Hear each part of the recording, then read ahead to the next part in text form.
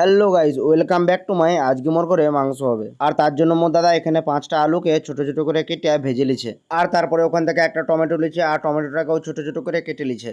আর তারপরে ওখানে একটা বাটি লিছে, আর বাটি একটু লঙ্কা গুঁড়ি আর একটু হলুদ গুঁড়িকে ভালো করে গুলিয়ে রেখে দিছে। আর ওদিকে অত সব হচ্ছে মানে আলু পেঁয়াজ কেটে তো রেডি করছে, আর মোর মাথার এই পাশে দেখি মাছ বাছরে। আমি তো ব্যাপারটা বুঝতে পারিনি, আমি মনে করছি মুখে তাহলে মিথ্যা কথাই বলছি সত্যি, তাহলে মোর আজকে মাংস খাওয়া হবে নি। আর তার একটু পরেই দেখি মোর দাদাদের দিকে মশলা করা শুরু করে দিচ্ছে, কিন্তু ব্যাপারটা তো আমি বুঝতে পারিনি। আমি ভাবছি চিংড়ি মাছ রান্না করবে তার জন্য।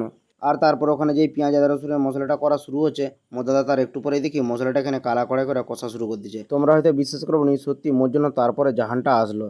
আর আমি আর দেরি নাই করে তাড়াতাড়ি করে তেলটা মেখে স্নান করে নিয়েছি। স্নানটা করে এখানে এদিকে আসছি, এসে আমি ভাবছি একটা কষা মাংস খাবো। এপাশে এসে দেখি কালা কড়াইয়ের মধ্যে জল ঢেলে দিচ্ছে। এই না মানে কালা কড়াই নয়, মাংসের কড়াই জল ঢেলে দিচ্ছে, আর কষা মাংস রাখেনি। তারপর আমি দাদাকে যা বলতে, মোর দাদা বলে, আরে না রে, তোর জন্য 2 পিস রাখছি। দেখছো, মোর দাদাকে আমি শুধু শুধু খারাপ ভাবছিলি, মোর দাদা আমাকে 2 পিস দিয়ে দিচ্ছে না, এই জন্য মোর দাদা একটু বেশি করে ভালো। আর মোর দাদা আমাকে যেই 2 পিস দিয়ে দিচ্ছে, আমি আর কোনো দিকে নাই থাকি আর শিয়ালের মতো হামাম করে খাওয়া শুরু করে দিচ্ছি। আর তারপরে মাংসটা খেতে খেতে সবাই স্নান করা হয়েছে, আর সবাই স্নান করা হইতে আমি আর এটা মোর কাকা মানে মোর ভাইপো দুজনে মিলে খেতে বসে পড়েছি। আর মোর মামাকে দিচ্ছে 1 থালা ভাত, আর এখানে দেখছো 1 বাটি ভর্তি করে মাংস। এই মাংস নিয়ে শুধু আলু আর ঝোল আছে। আর ওই ঝোল আলুর বাটিটাকে তুলছি, তুলে ওই 1 থালা ভাতের উপরে ঢালা শুরু করছি। ব্যাস, তারপরে ঝোল আলুটা ঢালা হয়েছে, আর ওর পাশে 2টা মজুর করছি ভাতটা মাখানোর জন্য।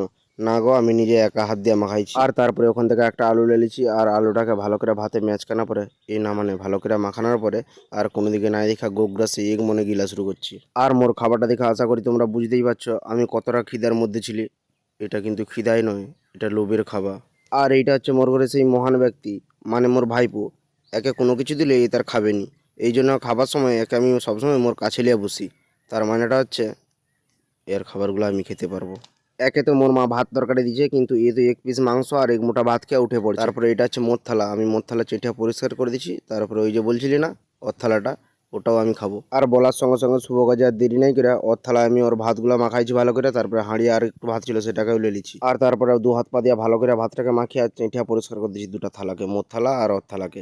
আর দেখতে পাচ্ছ তোমরা আশা করি যে কীরকম অবস্থায় আছে থালা বাটিগুলো। আজকে তো খাওয়া দাওয়া হয়েছে, আর এই পাশে যে থালা বাটিগুলো এতগুলো দেখছো, এটা কিন্তু এতগুলো আমি একা খাইনি, তাহলে আমাকে মিনি রাক্ষস বলবে সবাই। আর ভাত খাওয়া শেষ, ঘুমাইতে আসছি। আমি ঘুমানোর আগে তোমাদেরকে একটা কথা বলি, তোমরা তাড়াতাড়ি সাবস্ক্রাইব করো যাতে আমি একটা নতুন করে কিনতে পারি।